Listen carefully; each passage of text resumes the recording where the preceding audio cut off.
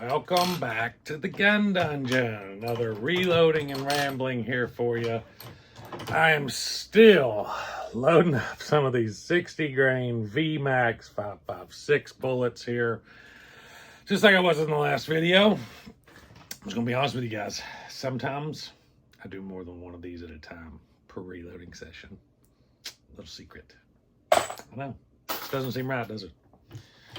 Anyways, still loading these little suckers up. And as I said in the last one, if you are a new reloader watching me do this, I'm not using case lube on these rifle cases, and that is because I am not resizing. That is a universal decapping die, and all it is doing is making sure that the flash hole is clear in this already prepped brass.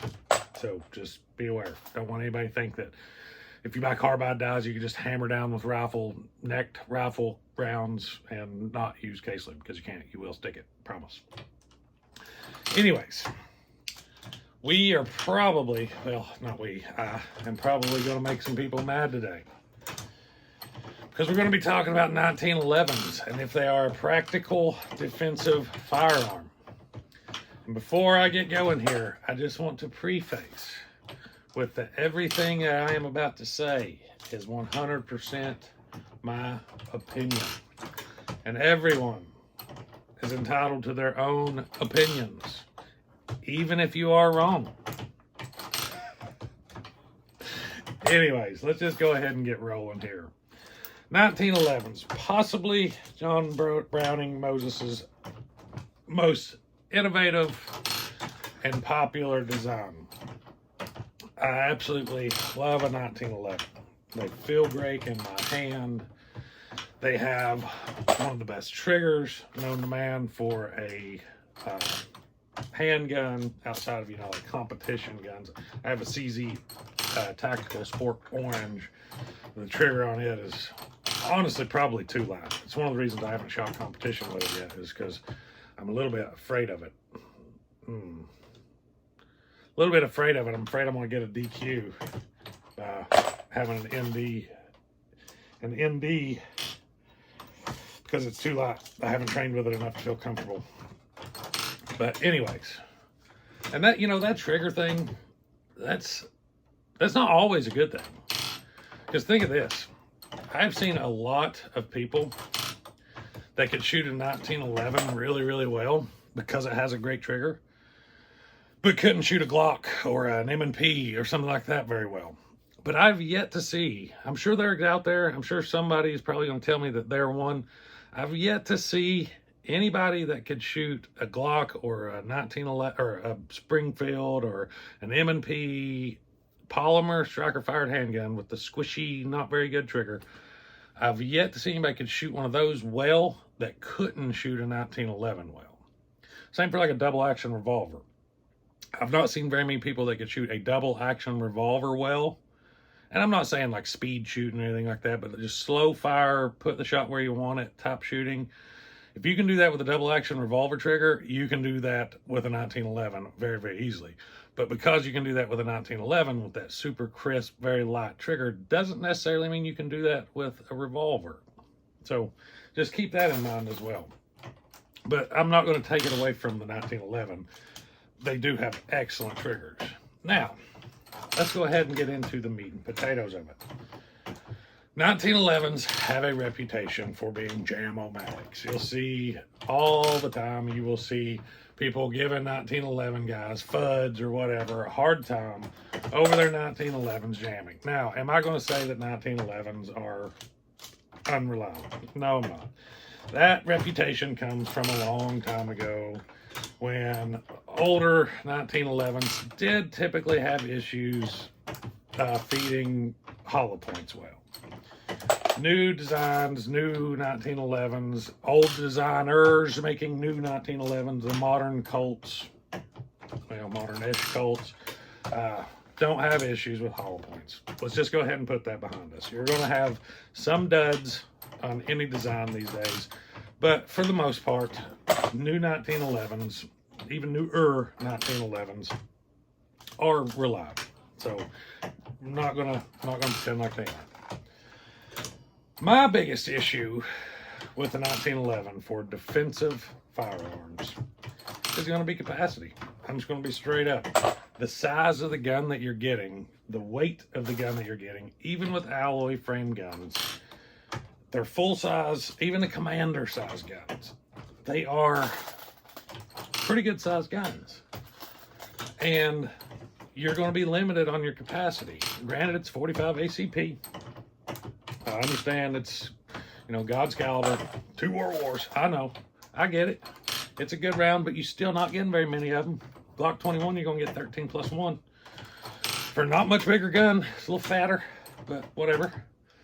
And I just think for a defensive use, I want some capacity. I don't care if it's, you know, concealed carry, home defense, life and liberty, belt gun, whatever. I want some capacity. That's just me. And, you know, maybe a 2011 is the route you go. But that's not a 1911, and we're talking about 1911s.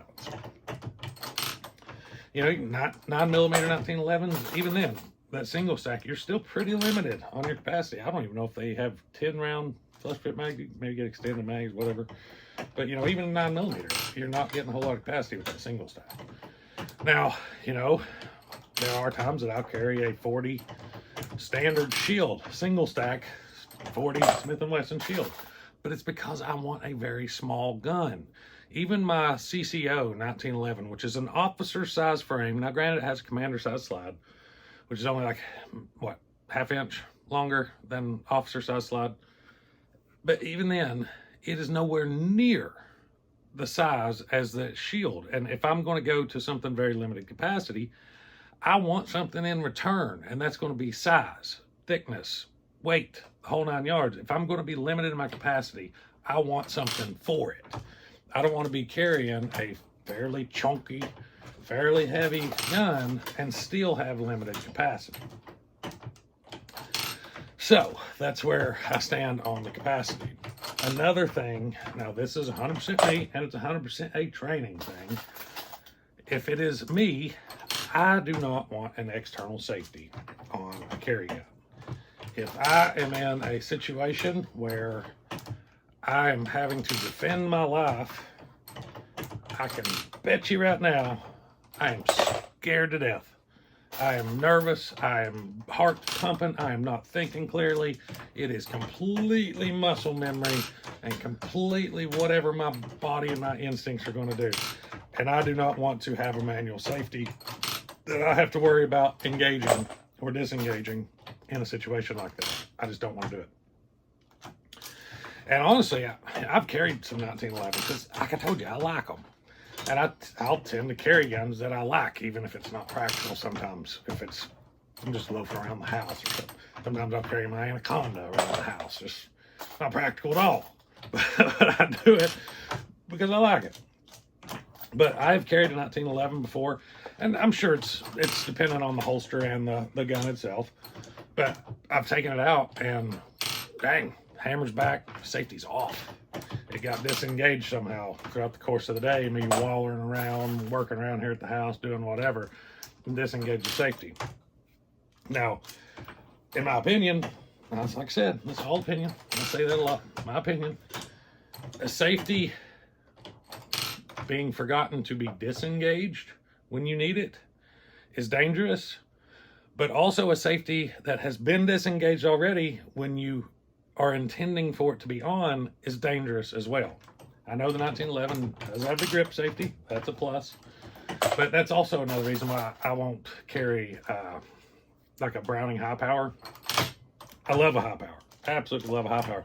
But I wouldn't carry one because of that safety issue where I know cocked and locked is just one single lock.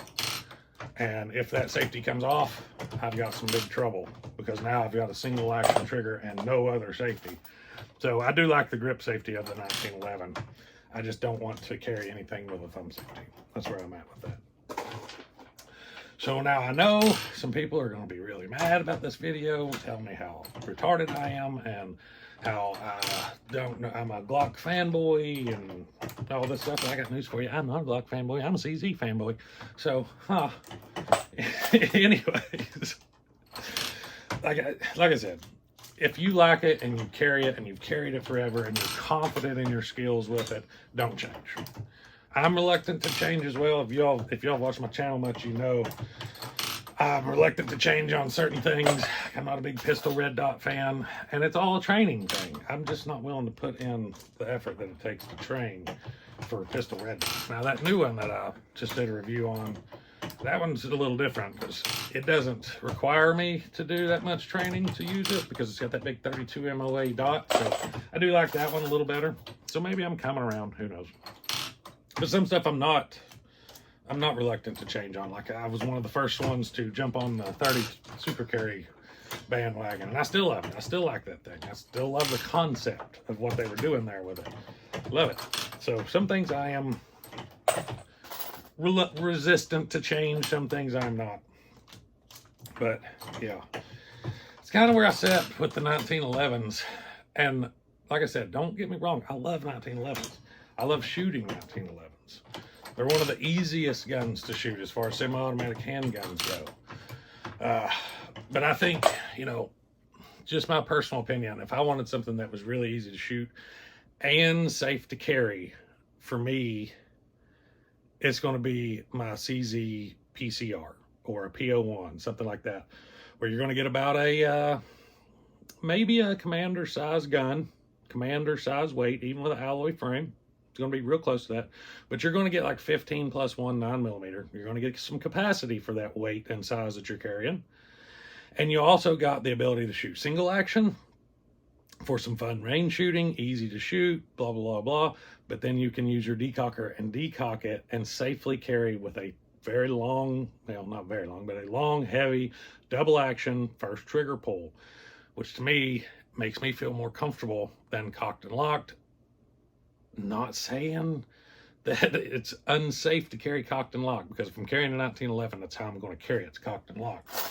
But with the decocker and a double action, single action, I do not have to worry about a safety, whether it being on when I want it off or off when I want it on. Neither one of them. Don't have to worry about either direction with it, with a decocker. So, like I said, if you've carried a 1911 your whole life and you're comfortable with it, or you're just starting out and you carry a 1911 and you're comfortable with it, don't change it. Try some other things, sure. You might like something else better, especially if you're new to shooting. You might find that you do like something else better. And if a 1911 is all you've ever shot, do yourself a favor and get you something with a bad trigger and learn to shoot it. Because if you get something with a bad trigger and you learn to shoot it well, you're going to come back to that 1911 and you're going to be like laser beam, baby. Just right where you want it every time. Don't even have to try. Right where you want it. I'm just gonna keep, yeah, right where you want it every time. It's been a long day. I'm slap happy. Hope y'all ain't too mad at me. Leave some comments below. These are going to be fun. Till next time, guys. Stay tuned.